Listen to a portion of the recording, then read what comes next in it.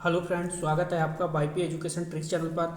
तो दोस्तों, इस सीरीज में हम बात करेंगे। आज देखिए, आज आपके लिए बेहतरीन सीरीज लेके आए हैं। ये देखो, यहाँ पे चाहें तो आप रीट की तैयारी कर रहे हैं या फिर आप यूपी टेट की तैयारी कर रहे हैं या यू टेट की, यानी सभी शिक्षक भर्ती के लिए ये वीडियो होने वाली है। साइकोलॉजी आपकी चल रही है, ठीक है। ये संगम सीरीज चल रही है और संगम सीरीज में टोटल मैंने आपसे कहा कि 3000 प्रश्न आपको करवाए जाएंगे आपके सिलेबस से रिलेटेड। ये जो क्लास है आपकी, ये क्लास जो है आपकी, वो रोज़ाना शाम को 8 बजे चलती है, रोज़ाना रात को 8 बजे चलती है। संगम सीरीज चल रही है 3000 प्रश्नों की। टॉप साइकोलॉजी प्लेलिस्ट से पढ़ें। अगर मान लो किसी कारण से आपकी क्लास छूट जाती है तो मैंने आपके लिए एक प्लेलिस्ट तैयार कर दी है जिसका नाम रखा है टॉप साइकोलॉजी। तो वहाँ से आप पढ़ लीजिए, ठीक है। तो आपको बताना चाहेंगे कि आप वाईपी एजुकेशन ट्रिक चैनल पे नए हैं या अभी तक आपने चैनल को सब्सक्राइब नहीं करा है, तो आप नीचे रेड कलर के सब्सक्राइब बटन पे क्लिक कर लें और बराबर में बेल आइकन की घंटी है उसको भी प्रेस कर लें।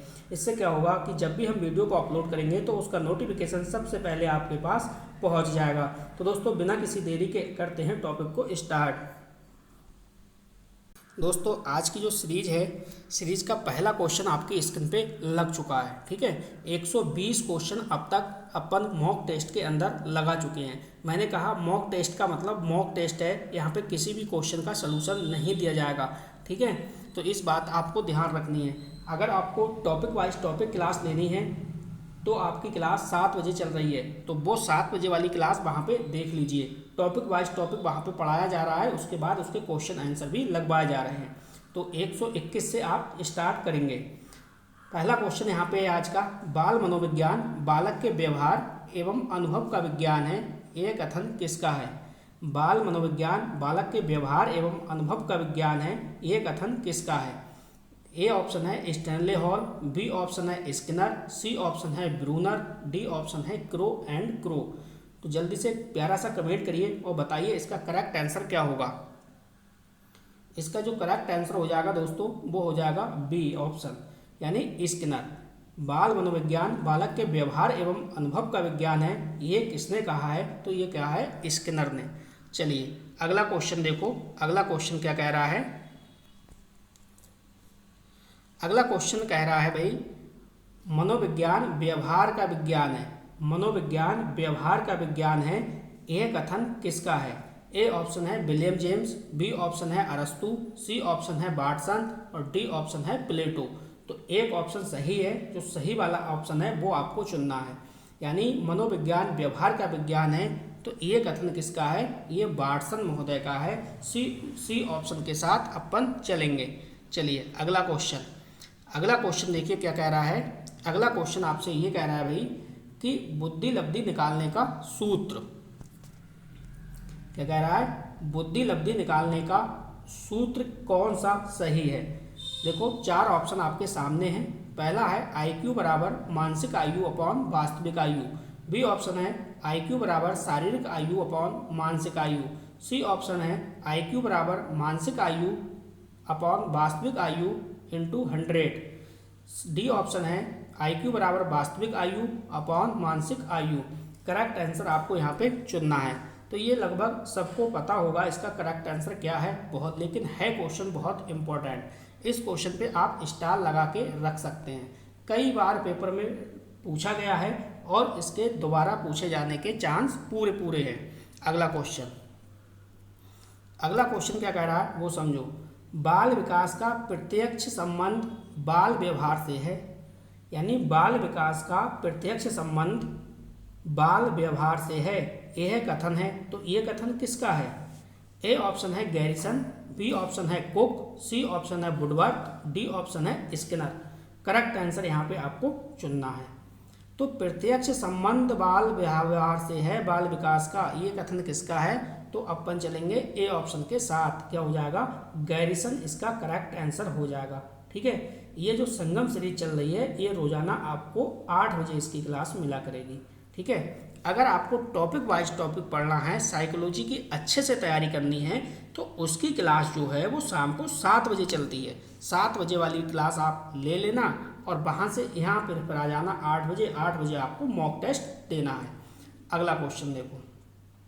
अगला क्वेश्चन है, जीन पियाजेट ने बालक के संज्ञानात्मक विकास की कितनी अवस्थाओं का वर्णन किया है। ठीक, कितनी अवस्थाओं का वर्णन किया है। ए ऑप्शन है 3, बी ऑप्शन है 5, सी ऑप्शन है 6 और डी ऑप्शन है 4। तो करेक्ट आंसर आपको पता होगा इसका कितना है, 4, यानी डी ऑप्शन के साथ चलेंगे। लास्ट में प्यारा सा एक कमेंट अवश्य कर देना कि आपके कितने क्वेश्चन सही हुए। रोजाना 30 क्वेश्चन मैं आपके लगवाता हूँ मॉक टेस्ट के अंतर्गत। ठीक है, इसमें आपका कोई भी समय बर्बाद नहीं करता हूँ मैं। 30 क्वेश्चन को लगभग 20 से 25 मिनट में निपटा दिया जाता है। अगला क्वेश्चन है, निम्न कक्षाओं में शिक्षण की खेल विधि आधारित है। यानी निम्न कक्षाओं में शिक्षण की खेल विधि आधारित है किस पर। ए ऑप्शन है इसमें देखो शारीरिक शिक्षा कार्यक्रमों के सिद्धांत पर, बी ऑप्शन है शिक्षण की विधियों के सिद्धांत पर, सी ऑप्शन है विकास एवं वृद्धि के मनोवैज्ञानिक सिद्धांत पर, और डी ऑप्शन है इसमें देखो शिक्षण के सामाजिक सिद्धांत के आधार पर। करेक्ट आंसर आपको यहाँ पे इसका बताना है। यानी निम्न कक्षाओं में शिक्षण की खेल विधि जो आधारित है वो आधारित है विकास एवं वृद्धि के मनोवैज्ञानिक सिद्धांत पर, यानी सी ऑप्शन इसका यहाँ पे सही हो जाएगा। अगला क्वेश्चन देखो, अगला क्वेश्चन आपकी स्क्रीन पे लग चुका है। अगला क्वेश्चन कह रहा है परिपक्वता का संबंध है। परिपक्वता का संबंध किससे है ये आपको बताना है। ए ऑप्शन है विकास, बी ऑप्शन है बुद्धि, सी ऑप्शन है सृजनात्मकता और डी ऑप्शन है रुचि। तो करेक्ट आंसर यहाँ पे आपको चुनना है। ठीक है, तो जो परिपक्वता का सीधा सीधा संबंध होगा वो किससे होगा, विकास से होगा। यहाँ पे ए ऑप्शन आपका सही हो जाएगा। चलो अगला क्वेश्चन देखिए। अगला क्वेश्चन क्या कह रहा है भाई, अगला क्वेश्चन कह रहा है सीखने की प्रोजेक्ट विधि किस अवस्था के लिए उपयोगी है। यानी जो सीखने की प्रोजेक्ट विधि है, ठीक है, वो किस स्टेज के बच्चे के लिए आवश्यक है। ए ऑप्शन है बाल्यावस्था, बी ऑप्शन है पूर्व बाल्यावस्था, सी ऑप्शन है किशोरावस्था, डी ऑप्शन है उपयुक्त सभी। तो करेक्ट आंसर यहाँ पे आपको बताना है। यानी प्रोजेक्ट विधि है वो किस स्टेज के लिए उपयोगी है। ठीक, तो ये हो जाएगा आपका उपयुक्त सभी, यानी डी ऑप्शन बिल्कुल सही है। चलो अगला क्वेश्चन देखो। एक एक क्वेश्चन आपके लिए बेहतरीन क्वेश्चन लेके आए हैं हम, जो पेपर में पूछा जाएगा। चलिए अगला जो क्वेश्चन है वो है शिक्षण सूत्र पथ प्रदर्शन करते हैं। शिक्षण सूत्र क्या है, पथ प्रदर्शन करते हैं जिनमें सिद्धांत से व्यवहार में सहायता के लिए अपेक्षा की जाती है। तो ये कथन किसका है, तो ये कथन किसका है ये आपको यहाँ पे बताना है। ए ऑप्शन है गिलफोर्ड, बी ऑप्शन है स्किनर, सी ऑप्शन है रेमंड, डी ऑप्शन है भाटिया का। करेक्ट आंसर यहाँ पे आपको चुनना है। तो चलिए आपने अपना आंसर चुन लिया होगा, ये हो जाएगा सी ऑप्शन रेमंड का। ठीक है, अगला क्वेश्चन आपके स्क्रीन पे लग चुका है। अगला क्वेश्चन आपसे कह रहा है आप ये बताओ आवृत्ति के सिद्धांत के अंतर्गत आवृत्ति के तरीके हैं। आवृत्ति के सिद्धांत के अंतर्गत आवृत्ति के तरीके हैं। ए ऑप्शन है गृह कार्य, बी ऑप्शन है मानसिक परीक्षा, सी ऑप्शन है छात्रों से पाठ समझाने को कहना और डी ऑप्शन है उपयुक्त सभी। तो इसका भी आंसर उम्मीद करता हूँ आपको पता होगा। बिल्कुल अच्छा सा क्वेश्चन है, बहुत ही अच्छा। तो हम जाएंगे डी ऑप्शन के साथ, उपयुक्त सभी। प्यारा सा कमेंट करते रहिए किस आंसर का क्या क्वेश्चन है और लास्ट में बताइएगा 30 क्वेश्चन में से आपका स्कोर कितना हुआ।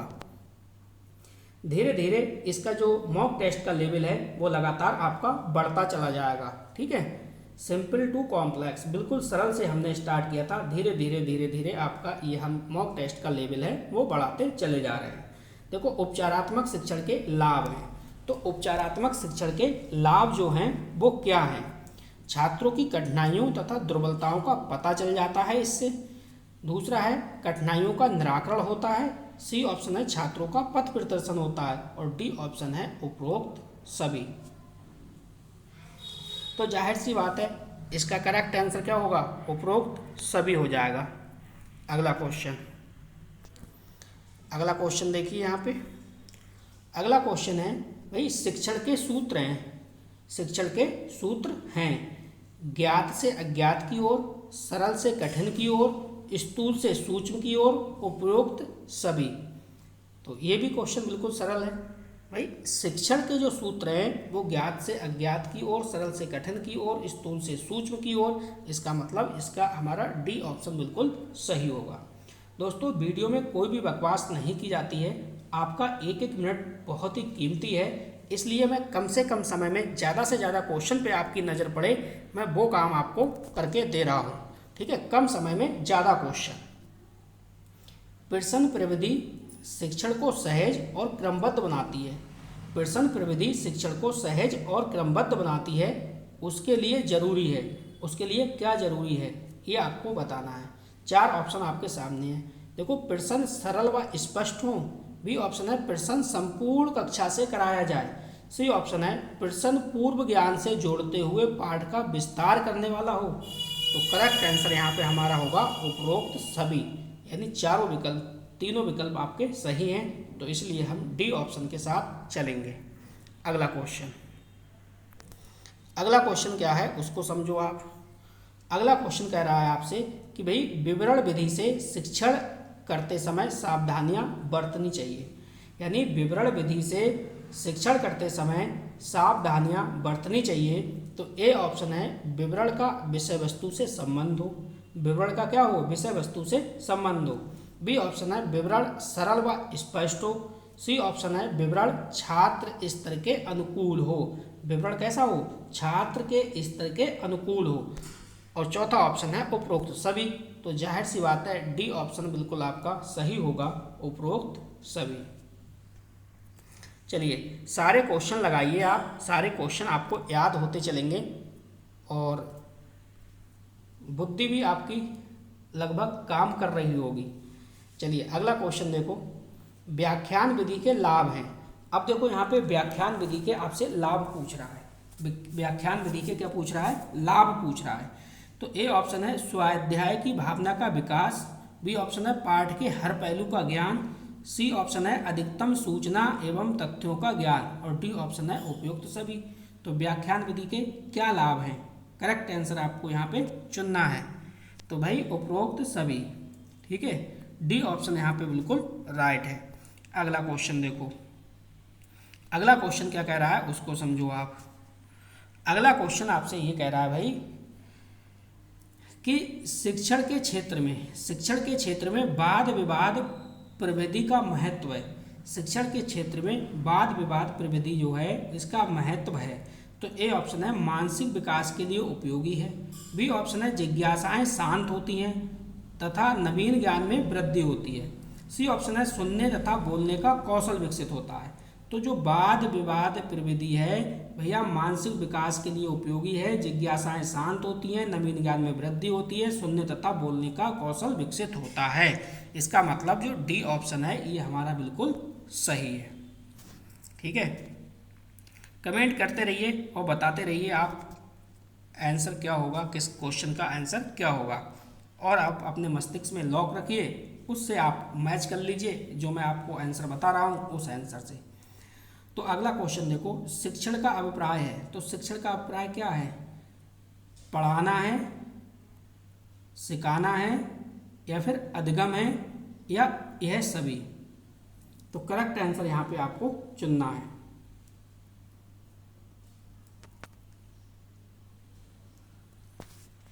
चलिए इसका आपको करेक्ट आंसर नहीं बताया जाएगा, आप इसका प्यारा सा कमेंट करिए इसका करेक्ट आंसर क्या होगा। क्वेश्चन बहुत बेहतरीन है, यानी शिक्षण है, शिक्षण का अभिप्राय क्या है? अधिगम, अधिगम का मतलब क्या है ये आपको पता ही होगा। चलिए क्वेश्चन को एक्सप्लेन नहीं करूँगा, टाइम अधिक लग जाएगा, लेकिन आप इसका कमेंट बॉक्स में आंसर दीजिए।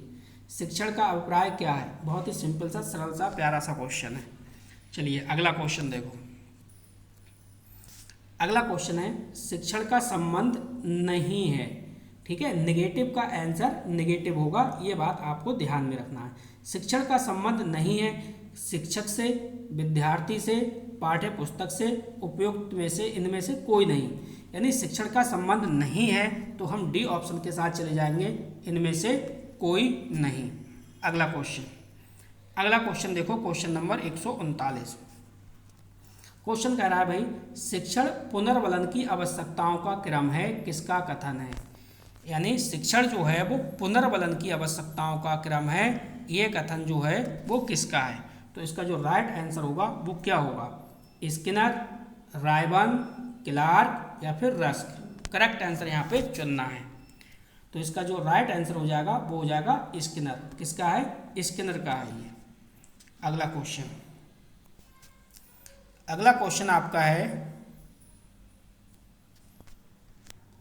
शिक्षण प्रक्रिया में स्तंभ हैं। तो शिक्षण प्रक्रिया में स्तंभ हैं, बताना है, संख्या उनकी बतानी है, 1, 5, 3 और 4। शिक्षण प्रक्रिया में स्तंभ कितने हैं, तो क्या होगा, इसका सी ऑप्शन बिल्कुल सही हो जाएगा, 3। क्या होगा, 3 इसका करेक्ट आंसर है। ठीक है, सी वाला ऑप्शन। अगला क्वेश्चन, अगला क्वेश्चन को समझिए। क्वेश्चन कह रहा है कि बच्चे के विकास के शीर्षस्थ सिद्धांत के अनुसार निम्न में से कौन सा कथन सत्य है। अब यहाँ पे देखो शीर्षस्थ सिद्धांत की बात इसने की है। ए ऑप्शन है विकास सिर से पैर की ओर होता है, बी ऑप्शन है विकास पैर से सिर की ओर होता है, और सी ऑप्शन है विकास मध्य भाग से परिधि की ओर होता है, और डी ऑप्शन है इनमें से कोई नहीं। करेक्ट आंसर यहाँ पे आपको चुनना है। तो देखो इसका जो राइट आंसर है वो हो जाएगा विकास जो है वो सिर से पैर की ओर होता है। ए ऑप्शन बिल्कुल सही है। अगला क्वेश्चन, चलिए अगला क्वेश्चन देखिए। शिक्षण होता है, शिक्षण होता है सुनियोजित, बी ऑप्शन है प्रेरणात्मक, सी ऑप्शन है सुझावात्मक, और डी ऑप्शन है यह सभी। तो करेक्ट आंसर यहाँ पे चुनना है। शिक्षण जो होता है तो राइट आंसर जो होगा वो ए ऑप्शन हो जाएगा सुनियोजित। शिक्षण जो होता है राइट आंसर क्या होगा, सुनियोजित। ए ऑप्शन इसका बिल्कुल सही होगा। अगला क्वेश्चन देखो, अगला क्वेश्चन क्या कह रहा है उसको समझो आप। क्वेश्चन कह रहा है भाई शिक्षक के समक्ष शिक्षण में समस्या होती है। यानी शिक्षण के समक्ष शिक्षण में समस्या होती है। ए ऑप्शन है शिक्षण माध्यम की समस्या, बी ऑप्शन है सह शिक्षा भिन्नता, सी ऑप्शन है वैयक्तिक भिन्नता, और डी ऑप्शन है उपयुक्त सभी। तो आपको यहाँ पे करेक्ट आंसर बताना है। करेक्ट आंसर बताना है क्वेश्चन नंबर 143। प्यारा सा कमेंट करिए। तो इसका जो राइट आंसर होगा वो होगा सभी। डी ऑप्शन इसका बिल्कुल सही है। अगला क्वेश्चन, इस क्वेश्चन पे आप स्टार लगाओ, क्वेश्चन काफी बेहतरीन है। अपव्यय और अवरोधन संबंधित है। अपव्यय और अवरोधन संबंधित है किससे।